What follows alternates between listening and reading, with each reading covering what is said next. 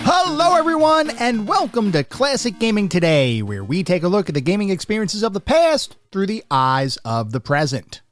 I'm your host, Tony, and today we're going to look at Alex Kidd in Miracle World, a two-dimensional platforming title developed and published by Sega and released for the Sega Master System back in 1986. We're going to talk about that game in just a couple minutes, but first, as is usual, just a little bit of housekeeping up front. This is episode number 109. I'm excited to be here. I hope all of you are as well. If you'd like to reach out, let me know how I'm doing, provide feedback, comments, suggestions, or just talk about classic games and technology in general. I would love to hear from you, and there are a few ways you can reach out. I have an X account with the handle @ClassicGamingT. I have an email address, which is classicgamingtoday@gmail.com, and we have our Discord server. The link is in the show notes. Discord is the best way to get in touch with me and the rest of the community around this podcast. We have a ton of fun out on Discord. We do weekly and monthly gaming challenges, prizes, rewards. It's all out there. I highly encourage you all to check it out. I also highly encourage you to check out our Patreon. It is patreon.com/ClassicGamingToday. If you want even more Classic Gaming Today goodness, including a Patreon-exclusive bi-weekly podcast expansion pack, patreon.com/ClassicGamingToday is where it's at. I'd also like to give a shout out to our Pantheon patrons. They are ISO, Rich Senewald, David Morton, Sam Twardowski, Sean Marshall, Steve Novoselic, Wendell Jr., and Marek. Thank you guys for supporting the show. Thank you all for supporting the show. Whether you contribute monetarily or simply listen on a regular basis, I truly do appreciate all of the support. For anyone who may be new, welcome. I'd like to take a brief moment to go over the anatomy of an episode because, for the most part, all of our episodes follow a very similar format and structure. We will always start by talking about the history of the game in question, the historical context, how was the game made, why was the game made, and then we move into a pseudo-review kind of section. And I say pseudo-review because it's not like we assign a numerical ranking or star counts or anything like that, but we do talk about every single game from several different perspectives. We take a look at the graphics. How does the game look? The sound and music. How does the game sound? The narrative and or story, if the game has one. Playability and controls and overall feel. What does it feel like to play the game today versus when it was released 20, 30, maybe even 40 plus years ago? We do all of that to reach a verdict as far as how well the game holds up today. And to do that, we assign each game to one of several categories. At the very top of our list is the Pantheon of Classic Gaming. If a game reaches the Pantheon, you know it is that darn good. It is a certifiable classic. You should go out of your way to play those games today. Just beyond the Pantheon are our golden oldies. These are still really good games. I still highly recommend you play them, especially if you enjoy the genre in which the game exists. You should have a good time. They're not quite Pantheon level, but they're still really worthwhile experiences, and I still highly encourage you all to play them today. Beyond the golden oldies, we reach our mediocre mentions. This is where we start getting into the realm of games that I cannot recommend to the broad game-playing population. They might have aged a little bit, might have had a couple issues to begin with. You may still have a good time, especially if you enjoy the genre in which the game lives. By all means, give it a go, but I can't recommend these games to the broader game-playing population. And then beyond the mediocre mentions, we reach the footnotes. These are the games that are best left in the annals of history. I have played them, so you don't have to. I cannot recommend anyone play these titles today. They've either aged incredibly poorly, or they may not have been all that great to begin with. With that out of the way, we're going to start talking about the game of the day. That is Alex Kidd in Miracle World.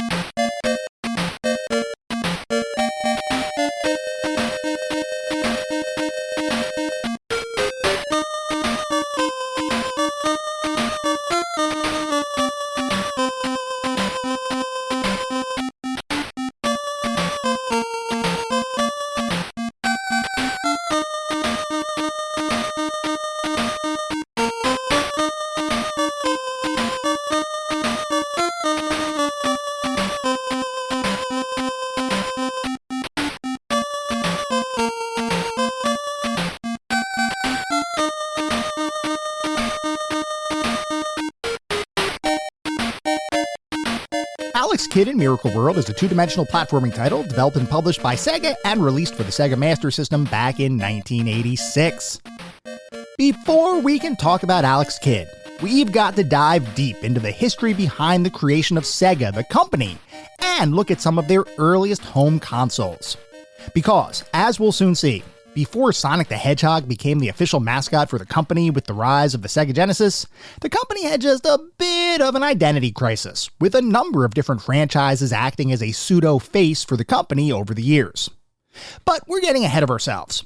Before we get to that part of the story, we've got to go all the way back to 1940, an incredibly tumultuous period of history marked by the escalation of the conflict that would eventually be referred to as World War II, with a number of countries declaring war on each other in an attempt to ensure that their side, whatever it may be, would be victorious. While the most well-known portion of the conflict was centered on Europe and the battle against the German Nazi regime, with the UK, France, and Soviet Union joining forces to battle Germany and their allies, Italy and Japan, that didn't mean that other countries weren't preparing themselves for potential future combat, with the United States itself beginning to deploy more troops at various military bases around the world, despite the fact that the country had not yet formally entered the war. The US was hesitant to enter into direct combat unless they were directly attacked themselves, a provocation that would become reality in Pearl Harbor on December 7, 1941. But that didn't stop the country from beginning to deploy troops and send other forms of military aid to their allies before that happened. While we're not going to spend any more time talking about the war itself, the backdrop of the war is important to our discussion for one reason. With more and more US troops being deployed to a variety of military encampments around the globe, there became a very real need to figure out how to provide entertainment and mental relief for those troops, as sometimes the specter of conflict can be more anxiety-inducing than the actual act of entering a battle. With direct combat, you at least have a general feeling of what's about to happen and can mentally prepare yourself. Waiting for a potential conflict that may or may not arise at any time can make the sense of anxiety and dread even more intense. This is why, in May of 1940, three businessmen, Martin Bromley, Irving Bromberg, and James Humper, decided to create a brand new company, Standard Games, whose focus was to provide coin-operated entertainment, including slot machines and other electromechanical machines, to military bases around the world, as a means for soldiers to relieve some of the stress and anxiety that they all felt during their deployment. The trio's efforts would continue throughout the war, with various entertainment-focused machines being delivered to military bases from 1940 all the way through the end of the conflict in late 1945, at which point both Germany and Japan had surrendered, effectively ending World War II. The return to peacetime did not dissuade Bromley, Bromberg, and Humper from continuing their coin-operated venture though, as while their original company, Standard Games, would shutter its doors following the end of the war, the three businessmen would end up creating a brand new company in 1946, Service Games, which was once again focused on providing slot machines and other similar machines to United States military bases around the country. This focus would continue until 1952, at which point the US outlawed the use of slot machines on any of their domestic military bases, a move that put Service Games in a tough spot, as they no longer had a customer for their products. The company's leadership had an alternative plan though, and after the US decided that slot machines couldn't be deployed in their domestic military bases, Service Games expanded to foreign countries with a US military presence, a market that had been untapped and, at the time, didn't have the same restrictions as bases situated on US soil.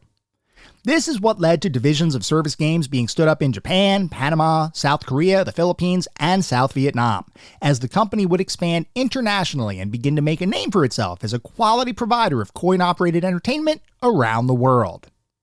This name recognition included broader knowledge of both its formal company name, Service Games, as well as a shortened concatenation of the company's formal moniker, because on some of the machines the company distributed from 1954 on, the SE from Service was combined with the GA in Games to form a new company nickname of sorts. Rather than Service Games, those machines would be listed as having been made by Sega. That name recognition and international expansion was great for sales, but it turns out that not all of the company's business practices were what would be considered legal. And in 1960, following an investigation by the United States government, the Japan branch of Service Games would be split into two different entities, one of which remained focused on creating slot machines, while the other would be focused on delivering other coin-operated devices, most prominently music jukeboxes and other less gambling-centric experiences. These two divisions would remain separate entities until 1965, at which point they would merge once again to form a single company, albeit one without nearly as many criminal practices in place as would have been the case in 1960. While all of that was going on with Service Games, another man by the name of David Rosen was in the process of starting up his own company, a Japanese photo booth distributor named Rosen Enterprises. Rosen had been deployed in Japan while acting as a member of the United States Air Force and had become enamored with the culture of the Japanese people, a fact that led to him settling in Japan and beginning to operate his business in the country. It didn't take long before Rosen Enterprises expanded beyond photo booths as the company began to import other coin-operated devices into Japan, with the focus on effectively distributing those devices across the country, as opposed to manufacturing any equipment itself. This import business was fairly lucrative, so much so that in 1965, Rosen Enterprises would be acquired by the company previously known as Service Games, and following that acquisition, Rosen would be named as the joint company's new CEO. That joint company would also undergo a name change, as from that point on, the collective legacy of Service Games and Rosen Enterprises would come together under a single umbrella, a company that would now be known as Sega Enterprises. Under Rosen's leadership, Sega would transition away from slot machines and other gambling-based entertainment fairly quickly to instead focus on less seedy, amusement-based coin-operated devices, like jukeboxes, pinball machines, and other electromechanical machines that made up the majority of arcades in the late 60s.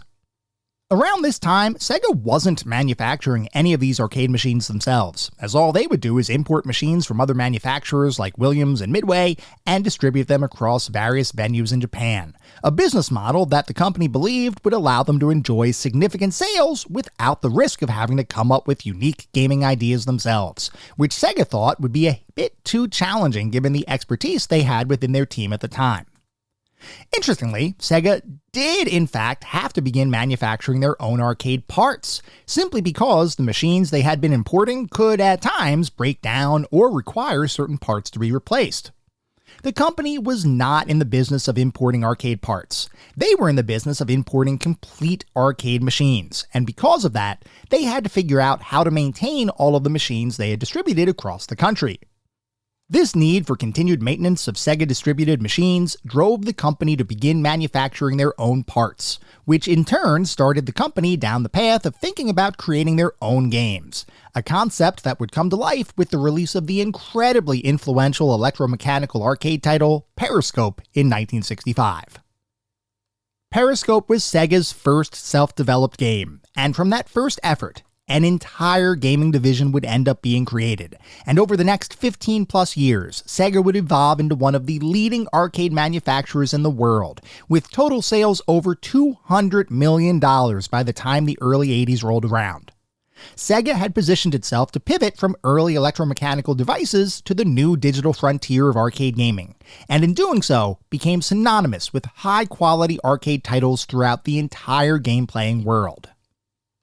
Despite this success, the future was not universally bright, as the arcade market would begin to experience a significant downturn in sales in 1982, which led to Sega beginning to reduce their focus on arcade releases, a risk-averse decision that the company hoped would begin to insulate them from arcade market instability. At the same time, rival company Nintendo, who had made a name for themselves with some incredibly popular arcade releases like 1981's Donkey Kong, were in the process of also shifting away from the arcade market. Only here, Nintendo had a grand vision. Rather than focus exclusively on arcade titles, the company would instead create a cartridge-based home console designed to give players a high-quality arcade-like experience in the comfort of their own homes. Nintendo, having witnessed the rise and fall of Atari, knew that they wanted to avoid a similar fate, so they took their best engineers and asked them to create an 8-bit system with advanced, for the time, visual and audio capabilities, while tasking their top developers and designers with the creation of meaningful first-party titles that would allow the world to see what their new system was really all about. This collective engineering and game design effort would culminate with the Japanese release of the Nintendo Famicom System, Nintendo's first cartridge-based console, on July 15th, 1983. Sega, meanwhile, had seen what Nintendo was doing, and they decided that they were going to take their collective game design and arcade experience and create their own 8-bit home console. In a competitive move that predated the eventual Sega and Nintendo console wars by almost a decade, Sega would release their first home console, the SG-1000, in Japan on July 15th, 1983, the same exact day as Nintendo released their Famicom system. Most people listening to this podcast likely realize that eventually the Nintendo Famicom and its forthcoming international release, the Nintendo Entertainment System, or NES, would pretty much mop the floor with Sega's early console efforts. But interestingly, following the SG-1000's and Famicom's release, the competition was decidedly closer. Sure, Nintendo had more pop culture name recognition, and release-day titles like home versions of well-known games like Donkey Kong and Popeye would pull consumers into the Nintendo ecosystem more so than Sega's arcade port launch titles like N-Sub and Congo Bongo. But reports of Famicom system instability issues began to surface, eventually leading Nintendo to issue a recall for their early Famicom units. And because of that instability and its impact on sales, by the end of 1983, Nintendo had only released 9 games for their flustering system. Sega, meanwhile, had more stable, albeit less advanced hardware in their SG-1000, and had a game library totaling 21 titles by the end of 1983, which in turn led the SG-1000 to more than triple its internal sales projections, while also giving Sega some much-needed confidence for their future expansion into the home console market. With the early success of the SG-1000, Sega had the belief and the conviction that they could truly pivot into the home market, and they were ready to battle Nintendo and other competitors for the top spot in the eventual home console wars. Releasing a quality and successful piece of hardware is only part of the equation, though, as without quality games to go along with that console hardware, all you have is a glorified paperweight, which is why Sega began to go out of their way to develop and attract top talent to their company, similar to how Nintendo had grown such industry visionaries as Gunpei Yokoi and Shigeru Miyamoto. And with the release of the SG-1000 in 1983, came the need to hire talented game designers, which is what would eventually prompt Sega to hire future game designer Kotaro Hayashida into the company. I say future game designer because as of 1983, Hayashida didn't have much in the way of game design experience at all, as he was simply a recent college graduate who, as with many college graduates, was in desperate need of a job. Hayashida had seen a magazine advertisement for positions with Sega, and he decided that perhaps he would be a good fit for the company. So he submitted an application, got scheduled for a job interview, and then got lost on the way to the interview, instead arriving at one of Sega's manufacturing facilities as opposed to the company's main headquarters, which is where his interview was supposed to be held. Undeterred, he asked one of the Sega factory employees to drive him to the main building, and luckily for him, that employee agreed to give him a ride, which allowed Hayashida to make it to the interview, albeit a little late. Luckily for Hayashida, though, his general personality and potential shone through, and despite those initial early interview issues, he was offered a job with Sega, a position that he accepted immediately upon hearing the news. Hayashida joined the company shortly after the SG-1000 was released, and he was immediately put to work on creating new titles for the console, some of which would be ports from other consoles and arcade systems, while others would be entirely new efforts that would hopefully attract potential players to Sega's burgeoning 8-bit console platform.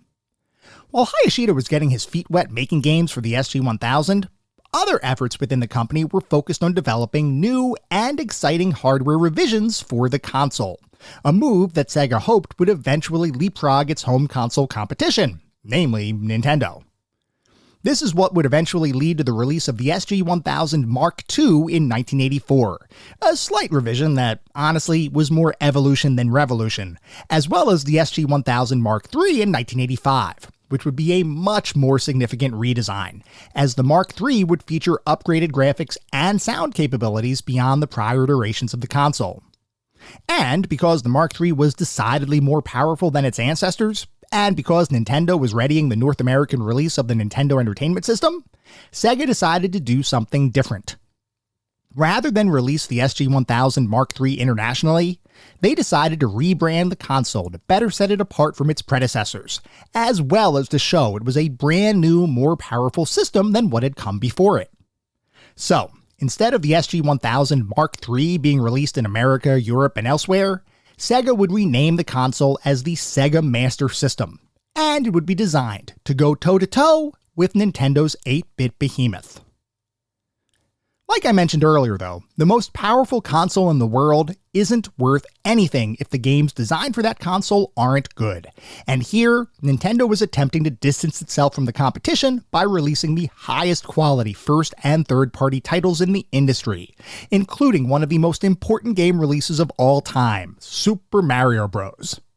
Shigeru Miyamoto's instant classic became a system seller for Nintendo's console, and Mario quickly became one of the most well-known company mascots in the world, eventually rivaling the brand recognition of Mickey Mouse, at least amongst American children. That's right, Mario in just a few short years was more recognizable than Disney's prized mascot that had been entertaining the world since 1928. As Sega began to work on titles for their own Master System, they recognized that they had a significant deficit when compared to Nintendo, in that they didn't have a recognizable mascot that they could rely upon to help sell consoles. So the company did the next best thing. They set out to create their own mascot, one that they hoped would rival the popularity of Nintendo and, by extension, give Sega a leg up in the burgeoning console wars. The only issue was, Sega didn't have any concrete ideas about what type of character to actually turn into a meaningful mascot, as most of their titles were either standalone original titles or remakes and ports of prior arcade classics, none of which really lent themselves to the kind of broad brand recognition that Nintendo had built, and was building with Mario and other franchise characters. Sure, Sega had some recognizable figures across their gamography, with characters like Professor Asabin and Fantasy Zone's Opa Opa serving as pseudo-mascots in the SG-1000 era of gaming. But the fact is, neither of those entities were really considered company mascots, and further, neither one was really mass marketable. In fact, I would argue that unless you were a Sega faithful around this time, you probably wouldn't have even heard of either Professor Asabin or Opa Opa, which for any company attempting to compete with the likes of Nintendo and Mario was almost surely not sufficient to remain relevant in the market. One man, however, would be given the opportunity to create a true mascot for Sega as a company, and that would be none other than Kotaro Hayashida. Ever since his hiring in 1983, Hayashida had made a bit of a name for himself, creating fairly high-quality games. And as the Sega Master System's release drew nearer, Hayashida would be given the opportunity to work on a licensed game for the incredibly popular Dragon Ball manga series, which had just gone into circulation in 1984. Unfortunately, though, Sega lost the Dragon Ball license before the game was able to be fully developed. And given the pressure Nintendo was exerting on the market, then Sega CEO Hayao Nakayama decided that this was a blessing in disguise. Nakayama contacted Hayashida and told him that all of the work on his unreleased Dragon Ball game needed to be scrapped, and that instead, he would need to come up with a brand new idea, a platforming title designed to compete with Nintendo's mustachioed plumber, and hopefully allow Sega to adopt a brand new mascot to act as the face of the company. Hayashida at this point had worked on a number of games, so he believed he had the skills and the passion to make that platforming title a reality. And with that, work on the very first Alex Kidd title, Alex Kidd in Miracle World, officially began. In an effort to demonstrate more advanced gameplay than its Nintendo competition, Hayashida and his team sought to infuse Alex Kidd with a number of different mechanics that went well beyond simply running through individual levels from left to right. Alex Kidd would feature both vertical and horizontal smooth-scrolling levels, along with vehicular sections, items with different effects that could be found and purchased at shops, boss fights, underwater portions of different levels, and a loose storyline with in-game text and rudimentary dialogue providing a bit more complexity than the platforming-centric Super Mario Bros. Could hope to offer. In fact, Alex Kidd in Miracle World would leapfrog Nintendo's classic franchise in a number of ways, providing features that wouldn't make their way to Nintendo series for a number of years following Alex Kidd's initial release. Sega believed in the title, Hayashida believed in the title, and the hope amongst the team was that Alex Kidd would be able to become the mascot that Sega had long hoped for, but hadn't been able to institutionalize up to this point. Alex Kidd in Miracle World would release on the market in November of 1986 and would almost instantly become a critical and commercial success, with many publications praising the game's advanced graphics, gameplay, puzzles, and mechanics, with some even claiming that Alex Kidd was now the platforming title to beat on the home console market. Players similarly ate it up, with a number of individuals purchasing the game for their own Sega Master Systems, and in fact, the game would become so popular that it would eventually be built into the base hardware of future Master System revisions, providing players with the equivalent of an always available pack-in title, despite the fact that the cartridge version of the game was no longer in wide circulation. The popularity of this original Alex Kidd adventure seemed like a huge opportunity for Sega, and it didn't take long before the company went all in on Alex Kidd as their company mascot, as it greenlit the creation of 5 new Alex Kidd titles in the 4 years following the original's release, an attempt to saturate the market and gamers' hearts and minds with Alex Kidd. Unfortunately, though, those subsequent Alex Kidd releases would end up being more poorly received than the original title, driven largely by the fact that most games in the series featured dramatically different gameplay that rarely resembled the titles that had preceded it. While companies like Nintendo doubled down on what made their Mario titles good, namely the platforming action, Sega went in a different direction, instead choosing to add a ton of different variety to future Alex Kidd games, a move that would prove to be a bad one for Alex Kidd, and the company in general. After those missteps, Alex Kidd would eventually be retired from the spotlight in 1990, to be replaced by the much faster and spikier Sonic the Hedgehog, a true competitor to Nintendo's platforming Plumber, and one that would persist in the video game industry, as well as broader pop culture discussions even today. If you want to learn more about the creation of that mascot, definitely check out our episode on the original Sonic the Hedgehog for the Sega Genesis system. While Sonic would have a lasting and significant history, Alex Kidd, unfortunately, would not maintain that same kind of legacy. That's not to say that Alex Kidd in Miracle World, or Alex Kidd himself, has been entirely forgotten though, as the game would be re-released in a number of Sega game compilation collections, as well as being remade in 2021 as Alex Kidd in Miracle World DX, a more modern Alex Kidd experience with updated graphics, sound, and controls. While I personally have not played that remake, from what I was able to gather based on modern reviews, Alex Kidd in Miracle World DX smooths over a number of the original's 1980s-inspired design decisions, while still providing an experience that is decidedly more old school than any modern title could ever hope to be. General response to that remake has been positive, and after playing the original, I can safely say that I am incredibly intrigued by what a modern reimagining of Alex Kidd's first adventure can provide. While Alex Kidd would never develop into a full-fledged company-wide mascot, at least not at the level of Mario and other Nintendo franchise characters, that does not diminish the significance of the very first Alex Kidd release, a title that would make its way into the hearts and minds of gamers around the world, and for many, would remain there rent-free for almost 40 years. The game's creator, Kotaro Hayashida, would continue to have a meaningful career at Sega, having worked on several future Alex Kidd titles, along with being involved in the creation of the Phantasy Star role-playing series, while also being instrumental in home ports for popular arcade titles like Space Harrier and Afterburner. While Hayashida would seemingly end up leaving the video game industry entirely in 1994, his impact, despite being brief, continues to be felt even today. With Alex Kidd in Miracle World, Sega succeeded in releasing a title that could compete directly with Nintendo's Super Mario Bros., and even though it would end up not being as popular as Nintendo's creation, Alex Kidd's creation still represents an important event in video game history.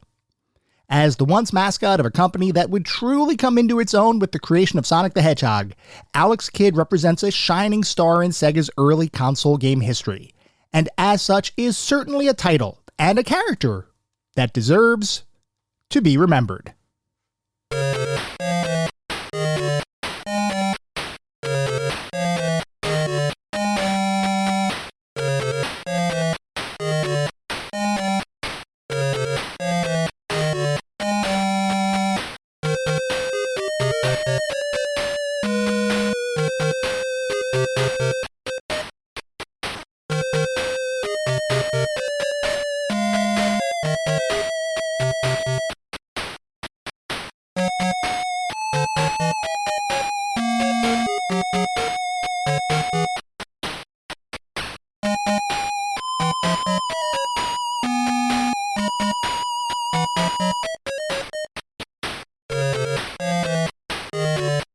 We are now going to shift to start talking about what it feels like to play Alex Kidd in Miracle World today versus when it was released almost 40 years ago. Alex Kidd in Miracle World is, at its core, based upon a fairly traditional two-dimensional platforming framework that most gamers are likely familiar with, in that you control a character who needs to make his way through a variety of stages, each of which have their own obstacles, enemies, traps, and power-ups. Across 17 different levels, you'll jump, punch, fly, swim, and ride your way to victory, hopefully, as you attempt to defeat the evil villain who has taken over the kingdom. Taken at face value, that description sounds like any number of platforming titles that were released before and after Alex Kidd, so you might be thinking that the game is simply a generic platforming experience that would be largely forgettable, or at a minimum, nothing special. Well, I'm here to tell you that Alex Kidd actually has a lot more going for it than that description would suggest. So let's talk more in depth about Alex Kidd.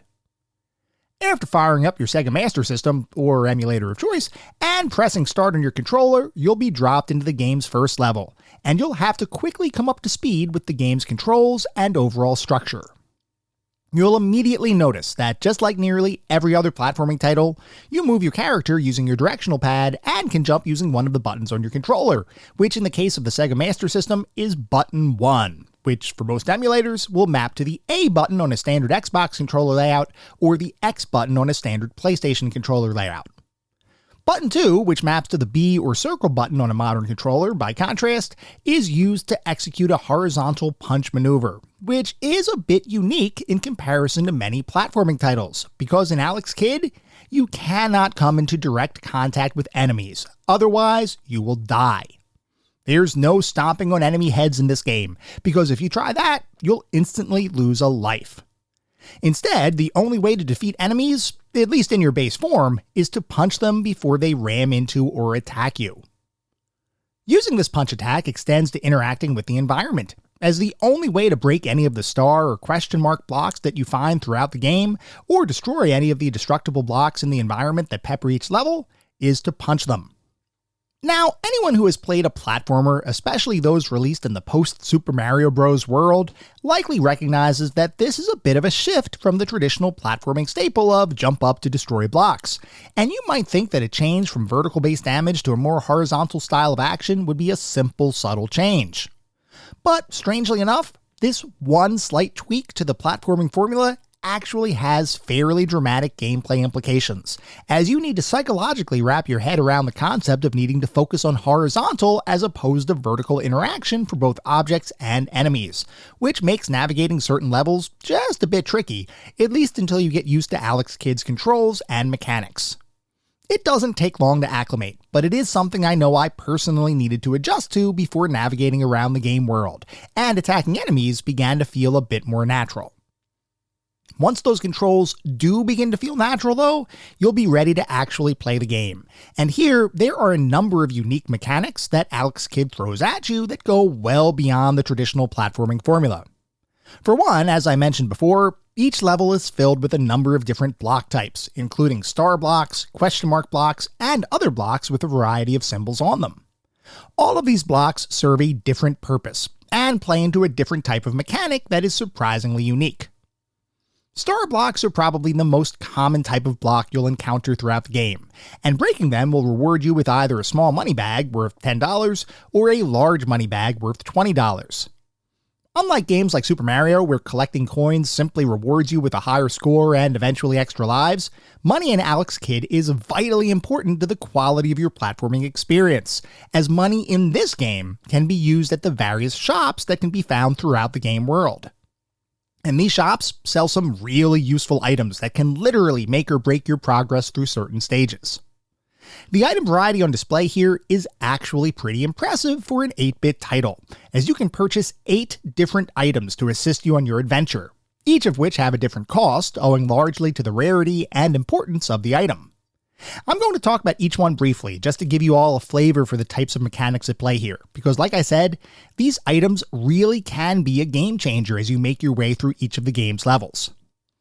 First up, we have the Power Bracelet, which is probably my favorite non-vehicle item in the game.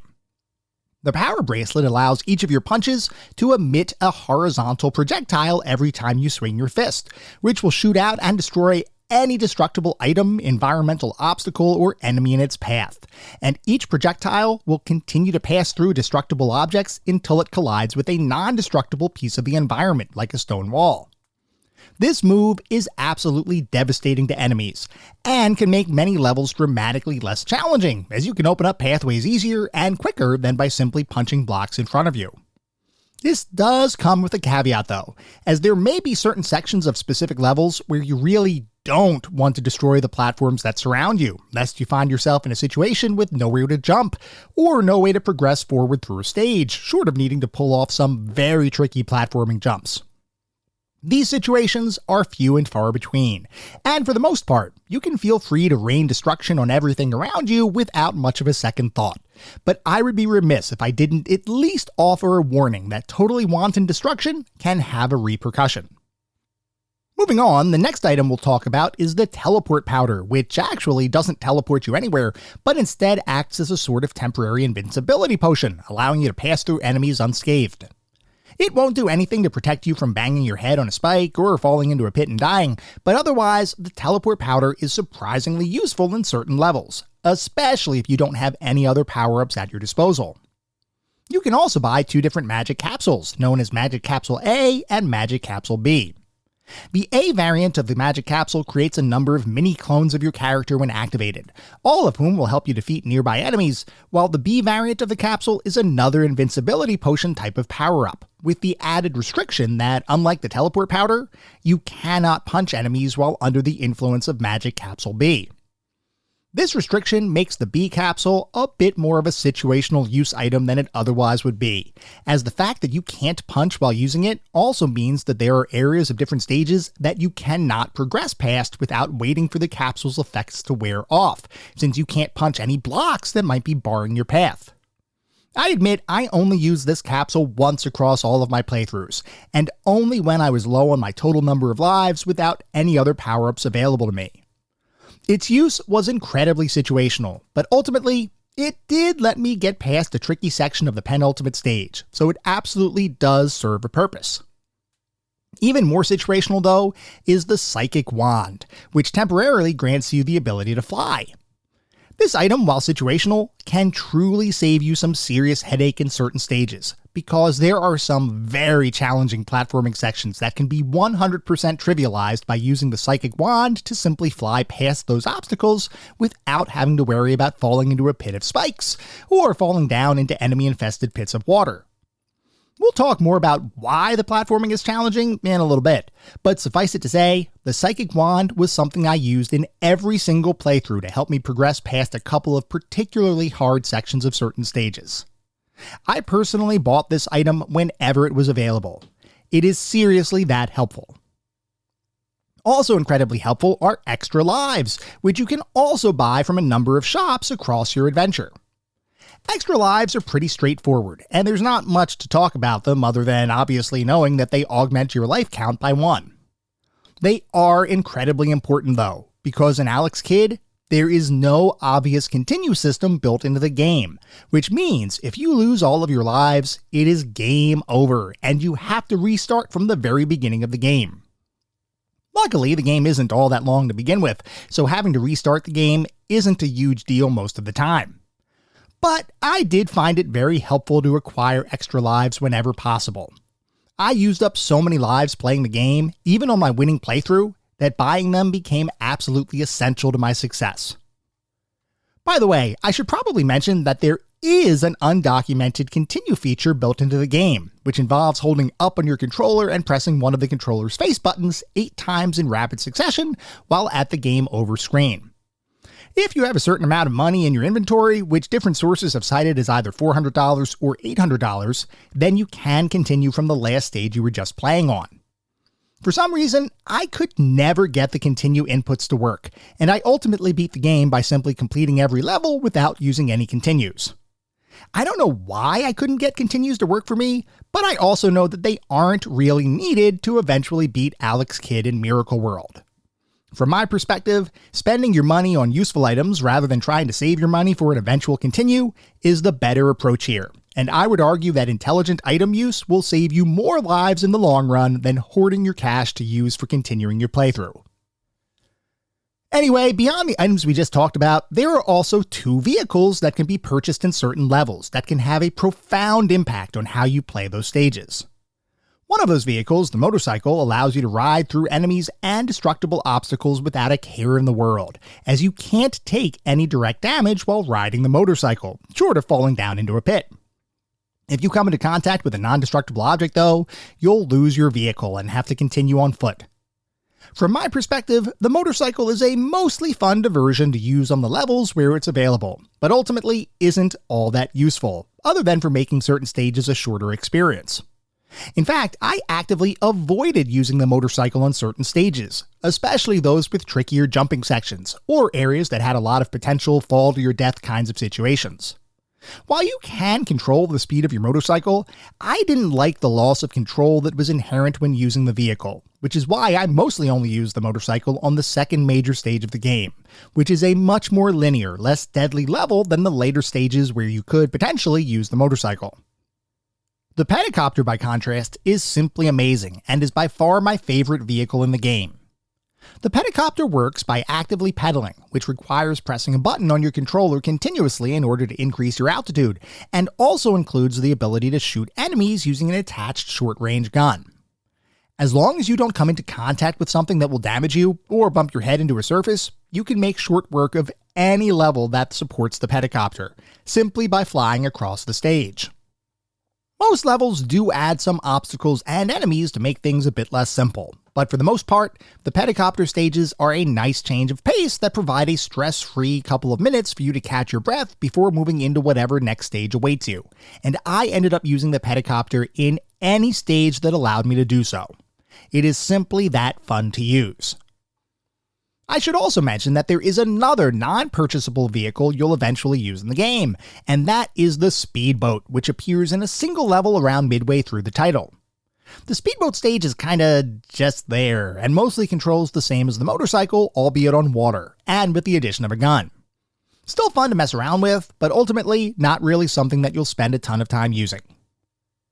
Anyway, other than the speedboat, those are the items that you'll be able to purchase at the game's shops, though each shop only carries 3 items at a time, and you can only ever carry one of a given item in your inventory at any point in time, which means there is a bit of strategy needed in order to maximize your item usage, and ensure that you have enough money to buy the items you need or want when they're offered to you. Assuming you make it a point to collect as many coin bags as possible as you play the game, you'll most likely have enough money for any items you want to buy, though I did find that if you simply try to beeline your way to the exit of a stage, you almost certainly will not have enough money for some of these very useful purchases. Luckily, a good chunk of these items can also be found throughout the game world, sometimes just sitting in the environment, but most of the time being contained in question mark blocks scattered throughout the world. I have mixed feelings about these question mark blocks, because they can, in some instances, spawn an enemy that will chase you throughout a stage until you can run far enough forward that he disappears off the side of the screen. Now, you might be thinking to yourself, no problem, simply figure out which blocks contain bad guys and which ones contain power-ups, and avoid the bad guy ones. To which I would reply, yes, that makes perfect sense. But There were occasions where, for whatever reason, the item that had been in a given block the last 10 times was surprisingly replaced with an enemy the 11th time, which I gotta tell you, really wrecked my day.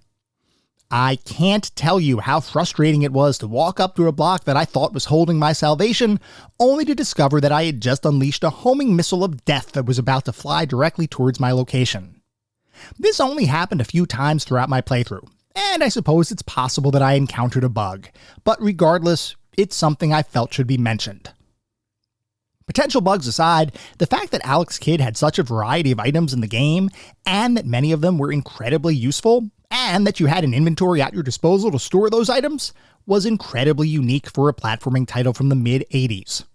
Sure, other games had power-ups that you could pick up in various stages, but I'm not aware of many platforming games, short of perhaps the action platformer Mega Man series and the various boss weapons you collect, that had a full inventory system included as part of the experience. And Mega Man, by the way, was released over a year after Alex Kidd. This, from my perspective, is a major discriminator when comparing Alex Kidd to other contemporary platforming titles, and its inclusion made the game feel truly distinct from those other efforts. Also distinct is the fact that many levels contained multiple sections that naturally flowed into each other, each of which utilized different movement mechanics with seamless transitions between them. Most platforming titles might have specific levels devoted to vehicle usage, swimming, or normal running and jumping, but most of the time, those levels are separate from each other, meaning you're not going to use a vehicle and swim in the same stage. In Alex Kidd, you may in fact have multiple movement mechanics included in a single stage. As an example, you may begin a stage in the pedicopter, flying across the sky without a care in the world, until you bump your helicopter into an overhead obstacle, at which point you'll fall into the water below, allowing you to swim through the remainder of whatever level you may be on. This might seem like a small touch, but in practice, I was pretty impressed with the fact that each individual level might have had two different but connected paths through them, each of which utilized a different mode of transportation. Now, I'm not suggesting that any stages here are particularly complex, but you have to remember, this is 1986 we're talking about.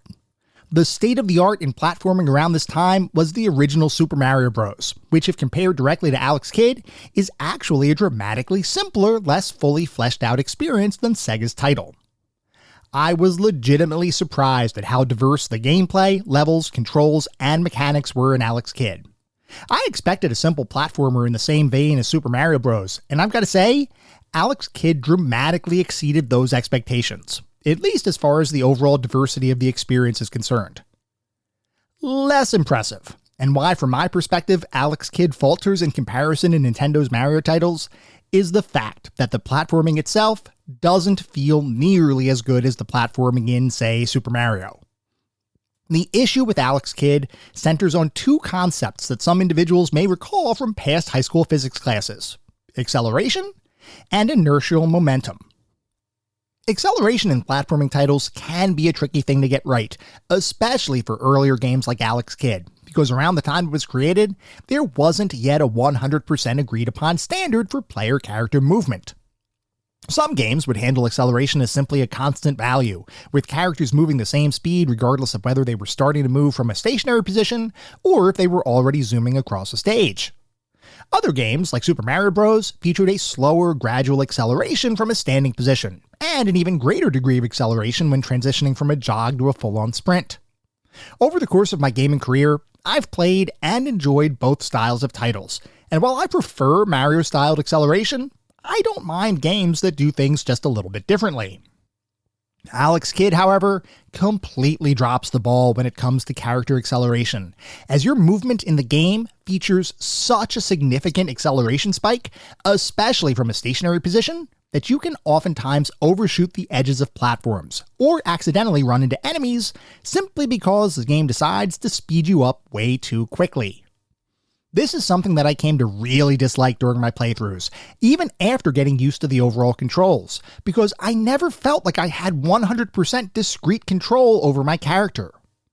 Some people have described the movement and controls as slippery, but I think that's a bit of a misrepresentation. I've played games with slippery controls before, and this, from my standpoint, isn't one of them. What the game does have, though, is a major acceleration problem, and that specific design decision likely contributed to more of my deaths than any other mechanic in the game. By itself, an oddly quick character acceleration could potentially be overcome, but in Alex Kidd, that mechanic is combined with an inertial momentum value that causes your character to, at alternating times, feel strangely heavy while also being almost impossible to stop on certain narrow platforms. To better understand what I mean, let's take a quick look at Super Mario Bros., the closest analog to Alex Kidd from around this time frame. When controlling Mario, you'll oftentimes have a fair amount of speed behind you when you attempt to jump from one platform to the next. In that game, the controls, momentum, acceleration, and velocity are tuned to such a degree of precision that slowing down when landing on platforms is a strangely fulfilling experience, where you feel like you have complete control over your character, and any mistakes, should they occur, are entirely your own fault. With Alex Kidd, if you land on a platform after running for some time, you'll likely do the traditional platformer move of pressing back on your directional pad to prevent you from sliding off of any given platform, with the intent of slowing your movement just enough to save yourself from a nasty and precipitous fall. The issue here is that after you land on the platform, you do experience a brief moment of what I'd describe as natural inertia and momentum, which feels exactly like what you'd expect out of a traditional platforming experience. But the very next moment, the insane acceleration we previously discussed kicks in, which in many instances will send you flying off the opposite side of the platform you're on, entirely unintentionally. Your attempt at stopping your forward momentum, in this instance, turns into a death sentence anyway, as you zoom off the other side of the platform, which leaves you scratching your head in amazement and shaking your head in frustration. Or at least, that's how those situations left me, because I honestly had a ton of difficulty judging jumps and landings effectively. I'm no stranger to platforming titles, and I've played a ton of both vintage and modern platformers, so generally speaking, I have a fair understanding of what feels good and what doesn't, at least in my personal opinion. For me, Alex Kidd simply does not nail the platforming, and as you might expect, this is a pretty significant issue when your game is, a platforming title. This inability to adequately control your jumps, momentum, and acceleration is one of the reasons why I believe some of the items you can purchase from shops or find in the game's world are so useful. Anything you can do to reduce the difficulty of the trickier platforming sections is something you'll probably want to do. Otherwise, you'll likely experience a ton of frustration as you attempt and fail to progress through the game. I recognize, by the way, that it's entirely possible that there are some people who feel differently about Alex Kidd's platforming style, and I can certainly respect alternative opinions here. All I can say is that for me, Alex Kidd's platforming left a lot to be desired. Actually experiencing that platforming plays out across a few different stage types. On one hand, you have a fairly traditional side-scrolling set of platforming stages with a mix of wide and narrow platforms providing a mix of difficulty that can become frustrating given the wonky character acceleration at play here. Another set of stages are largely vehicle-centric, with one in particular requiring the use of your pedicopter in order to progress, which is a bit different than most vehicle-enabled stages, which usually allow one of several different paths through the stage, either vehicular movement or traditional character control. Beyond those two types of stages, you also have the game's two castle stages, which take place at both the midway point and end of the game. These stages are different in that they do away with the traditional smooth-scrolling mechanics found in most stages, instead presenting a series of single-screen encounters that can almost be thought of as a bunch of connected platforming puzzle boxes, where you need to figure out how best to move through each screen to progress to the next set of challenges. These castle stages, beyond being single-screen affairs, are also much more complex than the traditional stages included with the game, as the various rooms in each castle all have multiple connection points, each of which lead to different sections of the castle, some of which progress closer to your goal, while others lead to dead ends, or potentially secret items that could help you on your journey. Getting through the castles the first time you play them is a tricky experience, but you will eventually get used to the castle layouts, so much so that making your way through them will become pretty easy the more you play the game. There are still some really difficult sections no matter how many times you've played through the castles, and in particular, the second castle has a couple of rooms with traps that operate on pretty tight timing that will likely cause numerous deaths, even if you're ready for those traps. Oftentimes, getting past these traps involves hitting a nearby symbol block, though during my playthrough, I noticed at least 2 instances where inputs didn't appear to be registered, or didn't work at all. I can't tell whether this was a bug with the game, or an issue with the emulation of the game, but regardless, it was something I encountered that drove a bit of frustration. I also have to mention one other element of the game that added some frustration to my experience, and something that I believe is an absolute miss on the part of the development team. That being the boss fights. In Alex Kidd, you actually encounter 2 different styles of boss fights at different points in the game. One style is the traditional boss encounter, where you need to hit an enemy a certain number of times before eventually defeating them, all while you try to avoid whatever attack patterns that enemy is using. These fights are totally fine, and feel similar to other boss fights that you've likely played in any number of games. The second style of boss encounter, though, is one that I am legitimately perplexed could ever have been included in a game like this, and that is the rock, paper, scissors encounter. I'm assuming most people listening to this podcast know what rock, paper, scissors is, but just in case, it's a game typically played in schoolyards where 2 people throw their hand forward with one of 3 different symbols on it, either rock, paper, or scissors. The way it works is each potential symbol has a weakness and a strength, and whether you win or lose a given round is based entirely on guessing what symbol your opponent will throw out and attempting to counter those symbols with one of your own. Rock beats scissors, paper beats rock, and scissors beats paper. And that's it. That's rock, paper, scissors, which in a real-life scenario is a short, often fun way of making decisions when consensus can't be reached with friends or family members. Well, let me just say that rock, paper, scissors as an in-game pseudo-random luck-based mechanic for a boss fight where you have no appreciable continue system and a limited set of lives is anything but a fun way of deciding who should win a given fight. I am not exaggerating when I say that you could be doing exceedingly well throughout the game's platforming stages, getting through each level with nary a scratch, only to have your efforts thwarted entirely by randomly not choosing the correct counter to your computer opponent, which, let me tell you, is supremely frustrating. Like I mentioned a few times before, extra lives are very much a premium in this game, and you really do want to do whatever you can to preserve your lives early in the game, because you will undoubtedly lose some lives later in the game, whether through your own mistakes or because the platforming action causes you to die unnecessarily. I can fully accept losing lives if I mess something up. But what I can't accept is losing lives entirely to chance, which is what often happened when I reached these rock, paper, scissors bosses.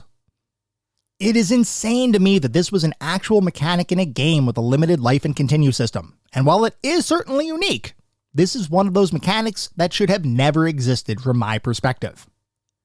Now, I should mention that, as some of you may already know, the actual rock, paper, scissors results for each boss are not truly random, and in fact, every single boss follows their own personalized sequence of attacks, so to speak.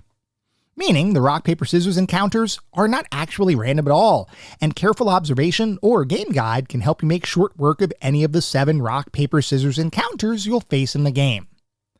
I'm still not sure it was a good idea to include this minigame as a mechanic in the title, but I will say that realizing the results weren't truly random does make the situation slightly better. Anyway, as is hopefully apparent, Alex Kidd is a very different take on a platforming experience, one that both adheres to certain standards of the time, while at the same time forging its own path with unique and sometimes frustrating design decisions.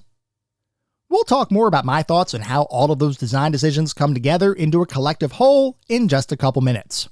But first, as we always do, we have to take a look at the back of the box, because, as you all know, I love looking at the back of the box for these games. I love learning how different companies marketed their titles, especially in the era of gaming that we typically look at, where you didn't have a pervasive internet, you didn't have a YouTube to look up gameplay videos. When you were making a buying decision, oftentimes that decision happened standing in the game store. You'd be walking around, you'd see a cool box on the shelf, you'd think, oh, that looks kind of interesting. You'd pick up the box, you'd flip it over, you'd see if the back of the box made the game sound cool. If so, you might actually buy it. If not, back on the shelf it would go. So for Alex Kidd in Miracle World for this Sega Master System, the back of the box says Alex Kidd in Miracle World.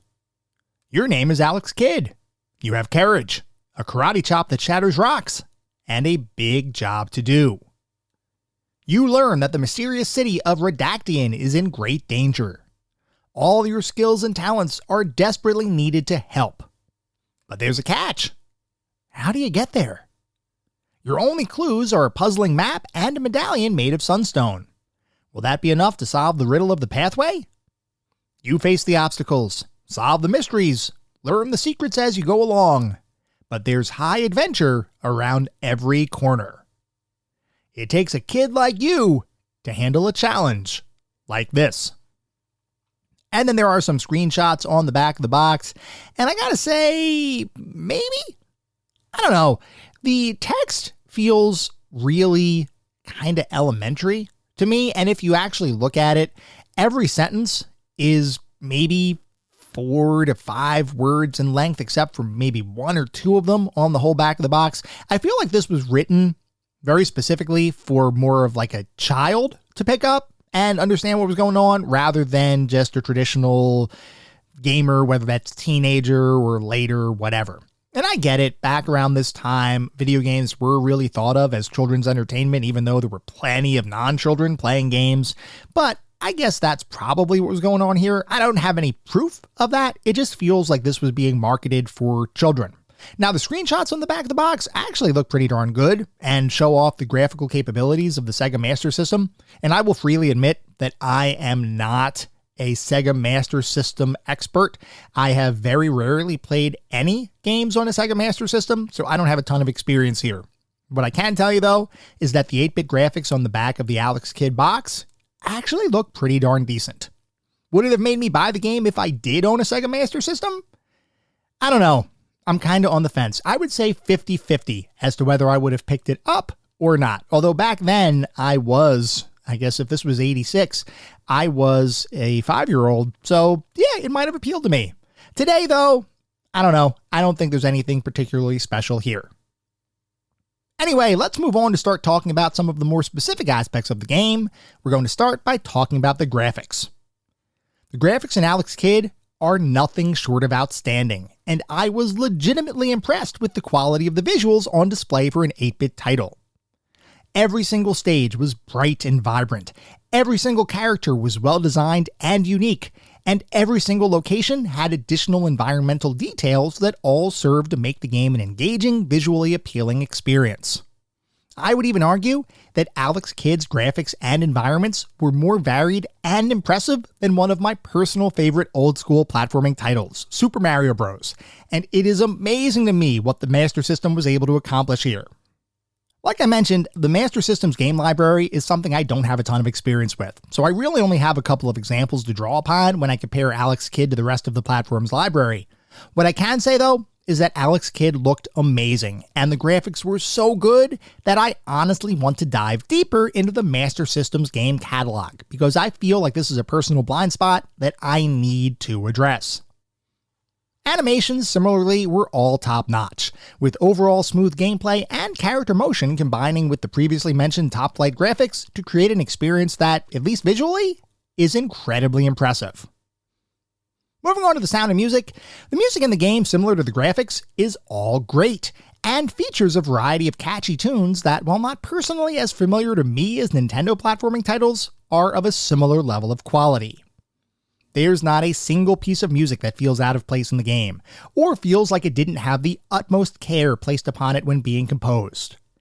Everything meshes perfectly with the action on the screen to create a musical experience that is instantly memorable and significantly higher quality than the majority of 8-bit soundtracks. Sound effects, meanwhile, are all effective, and while I don't know that there's anything here I'd call out as particularly impressive, all of the sound effects in the game made sense, and definitely served to enhance the experience of playing the title. All told, the sound and music in Alex Kidd are great, and I have no complaints with the auditory environment in the game. Moving on to the narrative and story, you play as Alex Kidd, a young martial artist who learns about a calamity that has befallen the city of Redactian, if you believe the internet, or Redactian if you believe the back of the box. King Thunder, the ruler of that city, whatever it's called, has been defeated by the evil villain Janken the Great, who not only defeated the king and took over his kingdom, but also kidnapped his son Prince Egil, as well as the prince's fiancée, Princess Laura, imprisoning them in Janken's castles. Soon after beginning the game, you discover that Alex is actually the long-lost son of King Thunder, and that means your family is in danger. This sets you off on a quest where you need to defeat Janken's henchmen, collect a number of different items to assist in your journey, and hopefully defeat Janken himself and save both your brother and future sister-in-law. If you're successful, peace can be returned to the kingdom. If you're not, the world and your family will never be the same again. I've got to say, this story really worked for me, and I loved the martial arts inspired tale that provided the inspiration for your overall quest. I also enjoyed the fact that the game included short cutscenes at different points throughout your adventure, and though they were very simple in comparison to the cutscenes that would accompany future games, I have to remind everyone yet again that this was 1986, and the concept of cutscenes in any game, much less a platforming title, was simply unheard of. So I've got to once again give Alex Kidd props for including a unique game mechanic that over time would become a staple of many games to follow. Alex Kidd's cutscenes may have been simple, but their simple existence is something that should be commended. I also enjoyed the fact that there were certain items in the game world that could potentially alter the way the story played out later in the game. This one, I will admit, is a bit of a mixed bag, as these items I'm referring to, and even the act of freeing your brother from imprisonment, is entirely missable depending on how you play the game. If you do miss one of those items or encounters, you'll likely reach a point in the game that is entirely impossible to continue, short of randomly guessing or looking up the solution in a guide.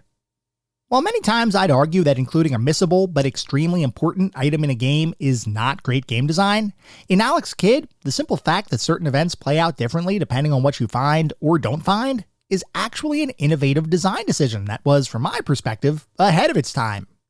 Now, I do wish that the game's designers had an alternate in-game way of addressing the challenges associated with missing a critical item, other than randomly guessing. But regardless, I've got to give credit to their thought process here, if only because, like I've been saying, this kind of simple branching narrative simply did not exist in console games of the mid-80s.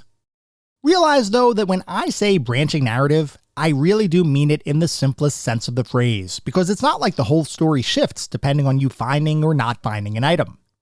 But there is some degree of branching here, and I do have to recognize the innovation, even if it was about as simple of an implementation as you'll ever see. Overall, I think the narrative and story, and the way that story was delivered in-game, was great, and I remain impressed yet again that Alex Kidd delivered an experience that other titles of the time didn't even consider. Moving on to the playability and controls, we've already talked a good deal about the game's overall controls, the various mechanics at play in the game, and the general quality of the game's platforming, so I'm not going to rehash all that here.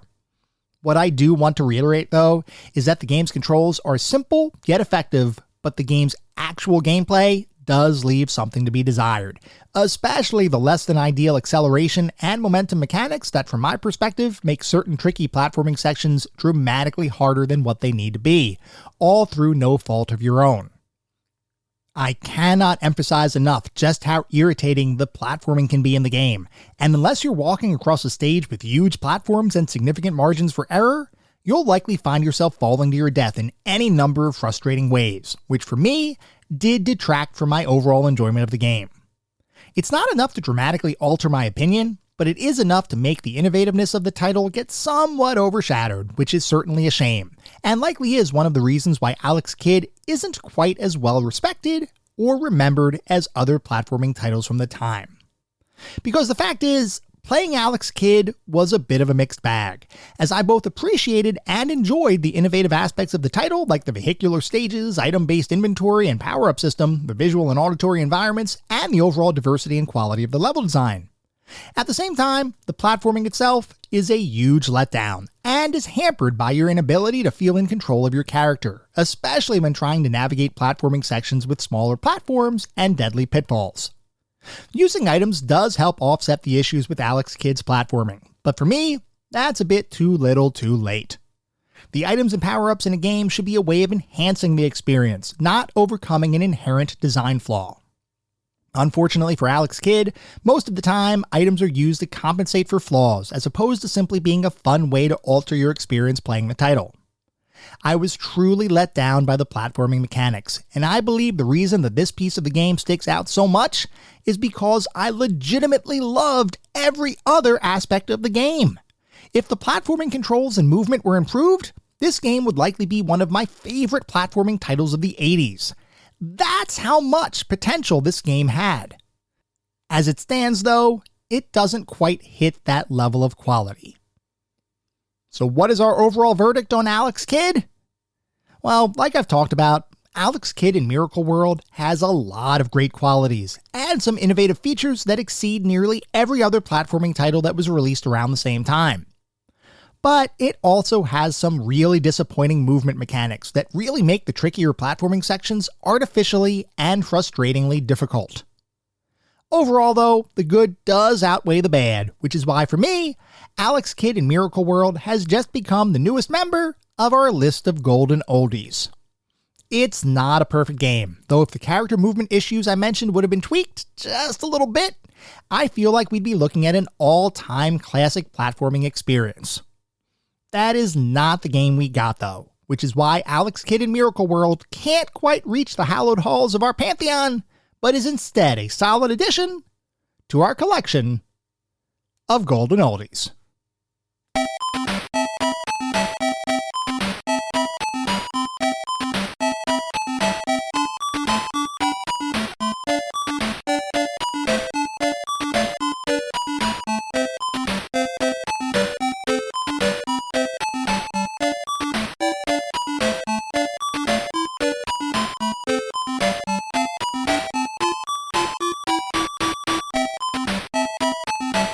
That was our episode on Alex Kidd in Miracle World. I hope you all enjoyed listening to it as much as I enjoyed creating it.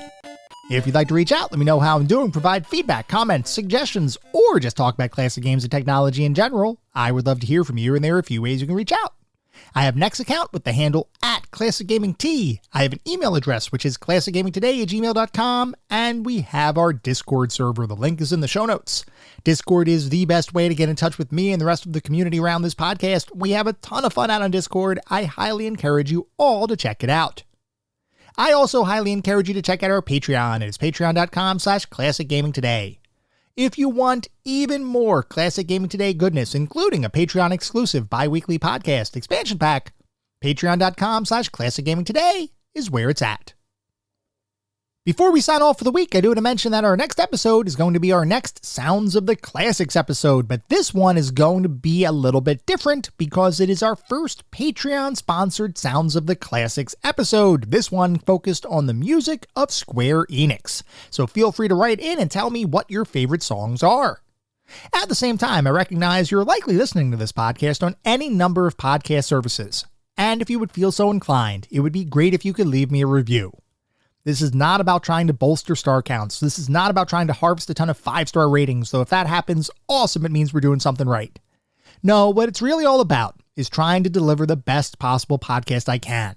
The only way to do that is to get feedback from all of you, the listener community, to make sure I am hitting the mark and delivering the content you all want to listen to. We get new listeners every single day, which is simply amazing. I want to continue to grow this community and continue to make this the best possible podcast I can.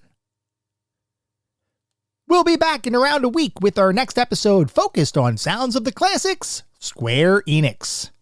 Until then, remember, sometimes the games of the past are just as good, if not better, than the games of today. Goodbye, everyone.